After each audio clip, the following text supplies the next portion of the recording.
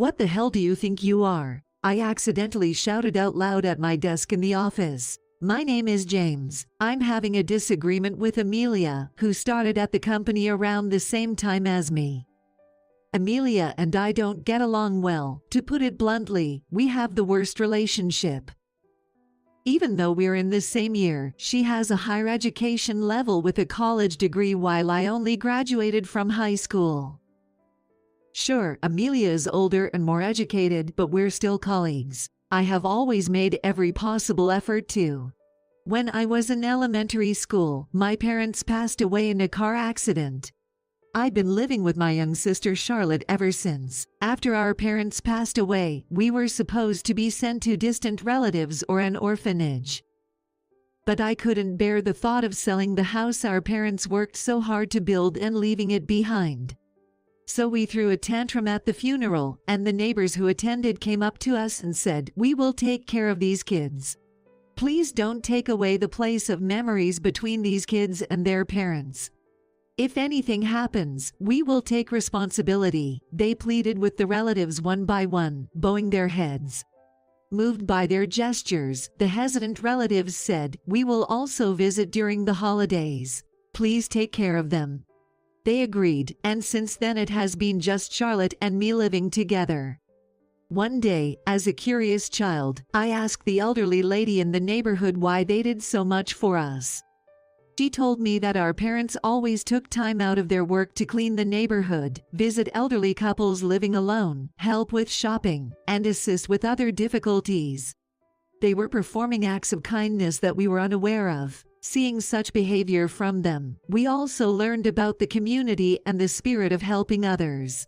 "We actually received help and support from your parents. That's why we all decided to repay the favor," she said.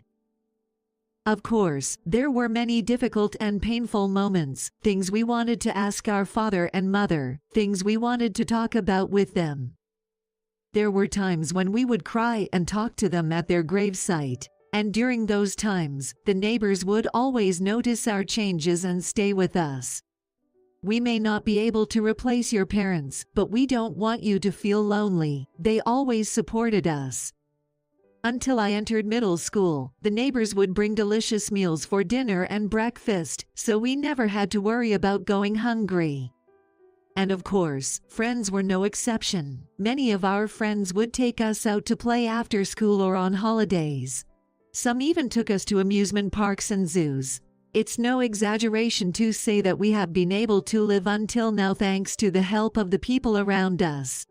I'm truly grateful from the bottom of my heart. After that, I wanted to send Charlotte, who is smart, to college, so I worked part-time while attending high school and immediately found a job after graduating. By the way, I once tried to give the neighbors some money as repayment for all the meals they had provided so far, saying, "Let me gradually pay you back for the food expenses." But no one accepted it, saying, "We just did what was only natural," and returned it, saying, "Use it for yourselves." I later heard that some relatives also sent money for our meals to the neighbors, but everyone insisted, "Please keep it for when the two of them are really in trouble." When I eventually found a job and visited the relatives, they told me about this. The money that the relatives had saved for us was given to us as a job celebration, and I couldn't hold back my tears. It was at that moment I made up my mind to properly repay the people who helped us someday. After becoming a working adult, I forgot to have my own time and just worked frantically. I would often find myself doing tasks that could be done at home or work, even on my days off. I think I was so focused on improving my work performance that both Charlotte and the people around me became concerned. Looking back now, I can say, I'm sorry for causing everyone worry, but at that time, I was simply desperate. Before I knew it, my work performance had improved to the point where it was ranked at the top. Thanks to that, Charlotte went to college successfully and became a working adult this spring. When Charlotte got a job, the neighbors rented out a local diner and held a grand celebration for us, as they did the same when I got a job. I was drunk, so I kept saying, "Thank you, while pouring drinks for the neighbors, and everyone started crying along with me. It was a chaotic situation, as Charlotte later told me.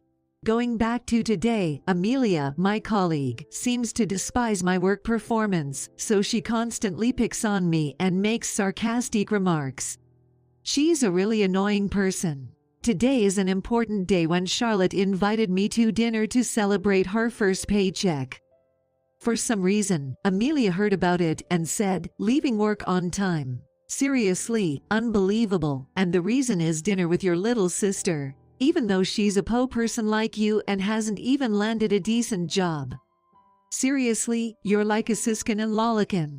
It's really disgusting, she said. I could usually ignore it, but when she insulted Charlotte, I couldn't help but react and got furious, shouting at her. I have a mild personality, and I never raise my voice, not only at work but also in general. So my colleagues were surprised by my angry outburst. Amelia, who was being yelled at, pretended as if it had nothing to do with her and didn't even apologize, despite her colleagues prompting her to do so. I thought it would be a waste of time to deal with someone like her, so I apologized to my colleagues and superiors and left the office. After leaving the office, I took the train to the meeting place with my sister. Whenever I leave the office, I usually manage to switch my mood even if something unpleasant happened, but today I was still feeling terrible. I can't go in front of Charlotte with such a gloomy face. I took a deep breath, changed my mindset, and went to the meeting place. Charlotte was already there, and she noticed me and waved her hand. I tried not to let Charlotte notice and said, "Sorry to keep you waiting." Charlotte smiled cutely. At that moment, someone wrapped an arm around my shoulders and shouted, "Surprise!" When I saw their faces, I said, What are you doing here?" My voice cracked. There they were, my friends from the baseball club that I used to get along with in high school. After graduating, we all went our separate ways to college or jobs, and we rarely had the chance to meet, so I was surprised to see them. It turned out that Charlotte had invited them for this occasion. You like lively atmospheres, right? And it's more enjoyable to eat together with everyone, Charlotte said, understanding me perfectly. Indeed, I always preferred a lively atmosphere over being alone. I think I had unconsciously acted to make sure Charlotte and I were never alone, making unnecessary noise and inviting friends to have a great time. It was a behavior ingrained in me since a long time ago. Our parents, who passed away, also loved lively atmospheres.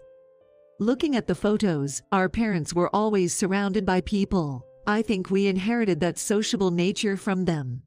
As we entered the restaurant, a cheerful voice greeted us, saying, "Welcome." It was a highly popular high-end steak restaurant in the city. "Is it really okay to be here?" I asked my sister nervously. Don't underestimate me," Charlotte replied confidently. My friends also teased, "Don't underestimate us either." Their playful actions helped ease my tension. Although I was still flustered inside, the dishes in front of us were all splendid. The delicious meat and the nostalgic stories with my friends created the perfect moment. Then, a new customer entered the restaurant. When I turned to look, it was none other than Amelia, with whom I had a big fight at work today. Later, I found out that she likes to trying out various restaurants on her own. She must be quite a gourmet. Not knowing that, my joyful mood instantly dampened, and I looked at Amelia with surprise and awkwardness, my mouth wide open. Amelia noticed my gaze, briefly glanced at me, and casually said, "Oh hi," before taking her seat. "This is a restaurant for reservation only." We took a table seating, but Amelia took her seat at the counter right behind us. Not only my friends but also Charlotte seemed to sense something from my reaction. "James, do you know her?" "Yeah, she's my coworker." Charlotte stood up, approached Amelia's seat, and greeted her, saying, "Thank you for taking care of my brother." After a brief greeting, Charlotte actively talked with her. After a few minutes, Charlotte returned with Amelia. "We got permission from the staff, so let's all eat together," she said, ignoring my feelings, and the two of them took their seats. I looked at Amelia, wondering what expression she had when she came to the table. Somehow, she seemed awkward and shy, different from her usual self. I thought to myself, "Humph, she's pretending to be innocent." I probably had a slightly sulky expression.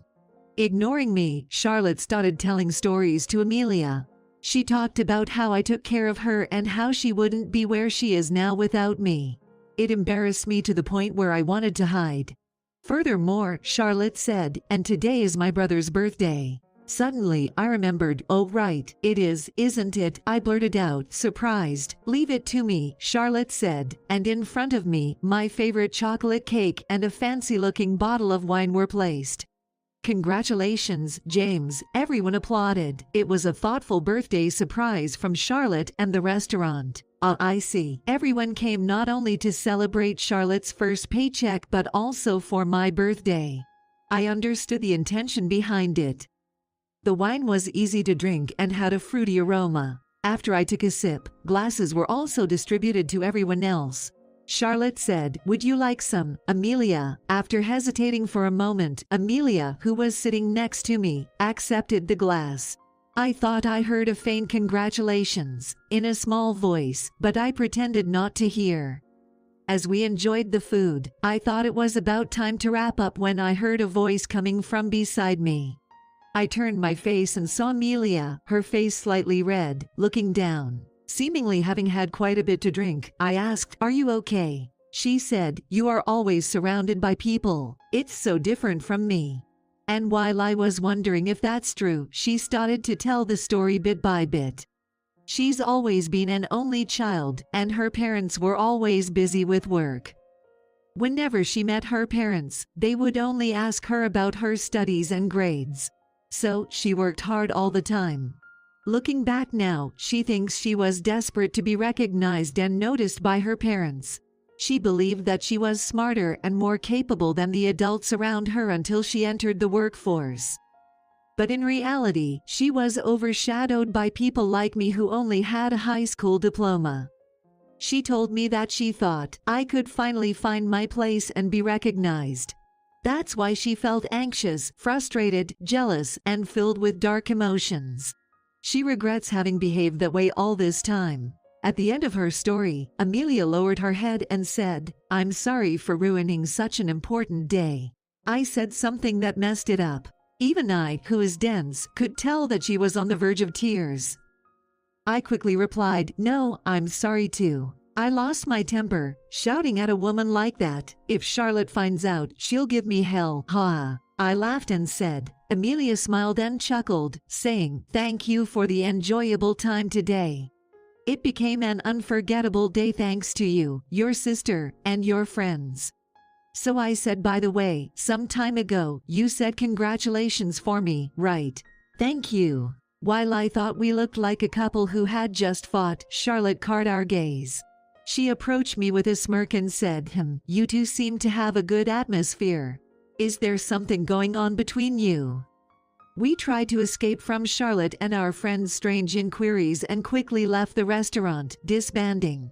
I received messages with a comical content such as, "You should introduce her properly next time. Looks like spring has finally arrived for you. By Charlotte and my friends." After that day, Amelia stopped approaching me in a weird way. On the contrary, she started consulting me about work, and when I had free time, I would help her. The colleagues were quite surprised by the change between us, but when Amelia and I teamed up, things went smoothly, and the company's performance seemed to improve. Because of that, my boss would pat me on the back and say, "Well, I'm proud of you both. Thanks to you two getting along so well, the performance of our department is improving. Keep working well together," while laughing loudly. The distance between Amelia and me seemed to have slightly narrowed. She suddenly asked me, "Hey, there is a restaurant that I was introduced to. Do you have any days available?" I was surprised by the sudden invitation but thought to myself, that's a characteristic invitation from her with her proactive nature, and nodded. That day, my sister gave me many presents. I don't know what the future holds for the two of us, but I want to cherish and turn the many gifts I received from my sister and everyone into happiness.